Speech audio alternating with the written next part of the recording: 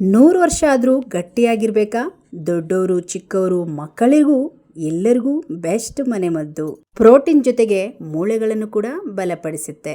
ಬನ್ನಿ ಇದಕ್ಕೆ ಬೇಕಾಗುವ ಸಾಮಗ್ರಿಗಳನ್ನು ನೋಡೋಣ. ಇಲ್ಲಿ ನಾನು ಒಂದು ಬೌಲ್ ರಾಗಿ ಹಿಟ್ಟು ತೊಗೊಂಡಿದ್ದೀನಿ, ಒಂದು 10 ಬಾದಾಮು, ಏಲಕ್ಕಿ ಹಾಗೆ ಕರಿ ಎಳ್ಳನ್ನು ತೊಗೊಂಡಿದ್ದೀನಿ 50 ಗ್ರಾಮ್.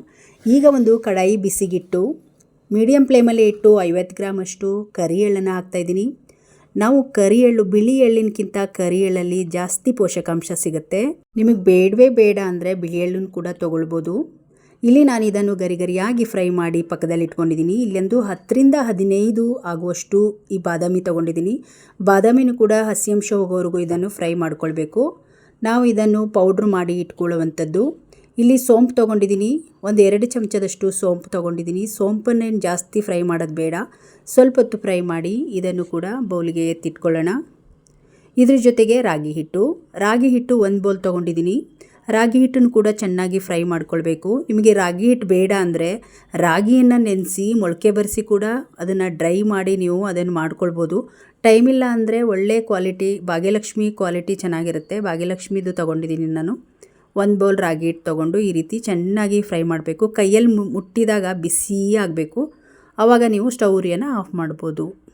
ಜಾಸ್ತಿ ಹೊತ್ತು ಉರಿನೂ ಇಟ್ಟರೆ ಸೀದೋಗ್ಬಿಡುತ್ತೆ, ಹಾಗಾಗಿ ನೋಡಿಕೊಂಡು ನಾವು ಇದನ್ನು ಹುರ್ಕೋಬೇಕು. ಈಗ ನೋಡಿ ಸಾಕಾಗುತ್ತೆ. ಇದನ್ನೆಲ್ಲ ಸ್ವಲ್ಪ ತಣ್ಣಗೆ ಮಾಡ್ಕೊಳ್ಳೋಣ. ಈಗ ಮಿಕ್ಸಿ ಜಾರ್ ತೊಗೊಂಡಿದ್ದೀನಿ. ಈಗ ಫ್ರೈ ಮಾಡ್ಕೊಂಡಿರುವ ಎಳ್ಳು, ಬಾದಾಮನ್ನು ಹಾಗೆ ಹಿಡಿದು ಹಾಕಬೇಡಿ, ಸ್ವಲ್ಪ ಕುಟ್ಟಿ ಪುಡಿ ಮಾಡ್ಕೊಳ್ಬೇಕು. ಈ ರೀತಿ ಬಾದಾಮನ್ನು ಹಾಕ್ತಾಯಿದ್ದೀನಿ. ಈಗ ಸೋಂಪು ಕಾಳು, ಏಲಕ್ಕಿ ಹಾಕ್ತಾಯಿದ್ದೀನಿ. ಏಲಕ್ಕಿ ಹಾಕೋದ್ರಿಂದ ಫ್ಲೇವರ್ ಚೆನ್ನಾಗಿರುತ್ತೆ, ಹಾಗಾಗಿ ಏಲಕ್ಕಿನ ಬಿಡಿಸಿ ಹಾಕ್ಕೊಂಬಿಡಿ. ಇದು ಬಾದಾಮು ಮತ್ತು ನಾವು ಹಾಕಿರುವ ಎಳ್ಳು ಸ್ವಲ್ಪ ಎಣ್ಣೆ ಅಂಶ ಇರೋದ್ರಿಂದ ಸ್ವಲ್ಪ ಮೆತ್ತಗಾಗುತ್ತೆ. ಈ ರೀತಿ ನೈಸಾಗಿ ಸ್ಟಾಪ್ ಮಾಡಿ ಪೌಡ್ರ್ ಮಾಡಿಕೊಂಡು ಎತ್ತಿಟ್ಕೊಂಬಿಡಿ. ಈಗ ತಣ್ಣಗಾಗಿರುವ ರಾಗಿ ಹಿಟ್ಟಿಗೆ ಹಾಕಿ ಯಾವುದೇ ಕಾರಣಕ್ಕೂ ಸ್ಪೂನಲ್ಲಿ ಮಿಕ್ಸ್ ಮಾಡಬಾರ್ದು, ಕೈಯಿಂದನೇ ಮಿಕ್ಸ್ ಮಾಡಬೇಕು. ಯಾಕಂದರೆ ಎಳ್ಳು ಮತ್ತು ಬಾದಾಮು ಸ್ವಲ್ಪ ಮೆತ್ತಗಿರೋದ್ರಿಂದ ಕೈಯಿಂದ ಈ ರೀತಿ ಹಿಟ್ಟು ಜೊತೆಗೆ ಚೆನ್ನಾಗಿ ಮಿಕ್ಸ್ ಮಾಡಿಕೊಳ್ಬೇಕು. ನಿಮಗೇನಾದರೂ ನಿಶಕ್ತಿ ಆಗಿದೆಯಾ? ನಿಮಗೆ ಈ ಒಂದು ಚಳಿಗಾಲದಲ್ಲಿ ಬರುವಂತಹ ಮಂಡಿ ನೋವಿರ್ಬೋದು, ಸಂದುವಾತದ ನೋವಿರ್ಬೋದು, ತುಂಬ ಆಗ್ತಾ ಇದೆಯಾ? ಸುಸ್ತಿಂದ ಬಳಲ್ತಾ ಇದ್ದೀರಾ? ಹಾಗಿದ್ರೆ ಈ ಒಂದು ನೀವು ಗಂಜಿ ಪುಡಿಯನ್ನು ರೆಡಿ ಮಾಡಿಟ್ಕೊಳ್ಳಿ. ನಾವು ಎಷ್ಟೋ ಒಂದು ಮನೆಮದ್ದುಗಳು ಮನೆಯಲ್ಲೇ ಇರುತ್ತೆ, ಗೊತ್ತಾಗೋಲ್ಲ, ನಾವು ಮಾಡಿಟ್ಕೊಳ್ಳಲ್ಲ, ಸುಮ್ಮನೆ ಹುಷಾರಿಲ್ಲ ಅಂತ ನಾವು ಹಾಸ್ಪಿಟಲ್ಲಿಗೆ ಹೋಗ್ಬಿಡ್ತೀವಿ. ಈಗ ನೋಡಿ ಇದು ಪೌಡ್ರ್ ರೆಡಿ ಆಯಿತು. ಇಂಥ ಒಂದು ಬಾಕ್ಸಲ್ಲಿ ಹಾಕಿ ಎತ್ತಿಟ್ಕೊಳ್ಳಿ. ಏನಿಲ್ಲ ಅಂದರೂ ಒಂದು 15 ದಿವಸದವರೆಗೂ ನಾವು ಮಾಡಿ ಇಟ್ಕೊಳ್ಬೋದು. ಕರಿ ಎಳ್ಳಲ್ಲಂತೂ ತುಂಬ ಪೋಷಕಾಂಶ ಇದೆ, ಹಾಗಾಗಿ ನಾವು ದಿನ ಬಳಕೆಯಲ್ಲಿ ಈ ರೀತಿ ಪೌಡ್ರ್ ರೀತಿ ಮಾಡ್ಕೊಳ್ಬೇಕು. ಅದೇ ಕಡಾಯಿ ತೊಗೊಂಡಿದ್ದೀನಿ. ಇದಕ್ಕೆ ಸ್ವೀಟಿಗೆ ಬೆಲ್ಲ ಬೇಕಾಗುತ್ತೆ. 1 ಚಮಚ ಬೆಲ್ಲ ಹಾಕಿದ್ದೀನಿ, 1/4 ಚಮಚ ಈ ಪುಡಿ ಹಾಕಿದ್ದೀನಿ. ಸಾಕಾಗುತ್ತೆ 1 ಗ್ಲಾಸಿಗೆ.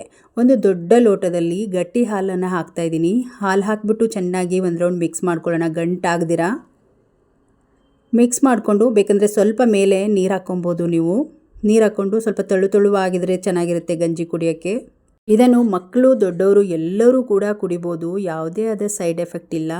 ಮೇನಾಗಿ ಸಿಸೇರಿಯನ್ ಆದವರಿಗೆ ತುಂಬ ಚೆನ್ನಾಗಿರುತ್ತೆ. ಸೊಂಟನೂ ಜಾಸ್ತಿ ಇರೋರಿಗೆ ಈ ಒಂದು ಗಂಜಿನ ಅವಾಗವಾಗ ಕೊಡೋದ್ರಿಂದ ತುಂಬ ಚೆನ್ನಾಗಿ ನೋವೆಲ್ಲ ಕಡಿಮೆ ಆಗುತ್ತೆ. ಈಗ ನೋಡಿ ಇದು ಒಂದು ರೌಂಡ್ ಚೆನ್ನಾಗಿ ಕುದೀತಾ ಇದೆ. ಈ ರೀತಿ ಗಟ್ಟಿ ಆದರೆ ಸಾಕಾಗುತ್ತೆ. ಇದನ್ನು ಇವಾಗ ತಣ್ಣಗೆ ಮಾಡಿ ಒಂದು ಗ್ಲಾಸಿಗೆ ಹಾಕ್ಕೊಂಬಿಡೋಣ. ಕುಡಿಯೋಕ್ಕೂ ಕೂಡ ತುಂಬ ರುಚಿಯಾಗಿರುತ್ತೆ. ನಿಮಗೇನಾದರೂ ಟೈಮ್ ಇತ್ತಂದರೆ ರಾಗಿಯನ್ನು ತೊಳೆದು ಮೊಳಕೆ ಬರೆಸಿ ಪುಡಿ ಮಾಡಿ ಹಾಕ್ಕೊಬೋದು. ಈಗ ನೋಡಿ ರುಚಿಯಾಗಿರುವ ತುಂಬ ಶಕ್ತಿಯುತವಾಗಿರುವ ಈ ಒಂದು ಗಂಜಿ ರೆಡಿ ಆಯಿತು. ಇದನ್ನು ಸುಲಭವಾಗಿ ನೀವು ಮನೆಯಲ್ಲೇ ಮಾಡ್ಕೊಳ್ಳಿ. ಈ ವಿಡಿಯೋ ಮಿಸ್ ಮಾಡದೆ ನೋಡಿ, ಎಲ್ಲರಿಗೂ ವಿಡಿಯೋ ಯೂಸ್ ಆಗುತ್ತೆ. ಇವತ್ತಿನ ವಿಡಿಯೋ ನಿಮಗೆ ಇಷ್ಟ ಆದರೆ ಒಂದು ಲೈಕ್ ಮಾಡಿ, ಈ ವಿಡಿಯೋವನ್ನು ಶೇರ್ ಮಾಡಿ, ನಮ್ಮ ಚಾನಲನ್ನು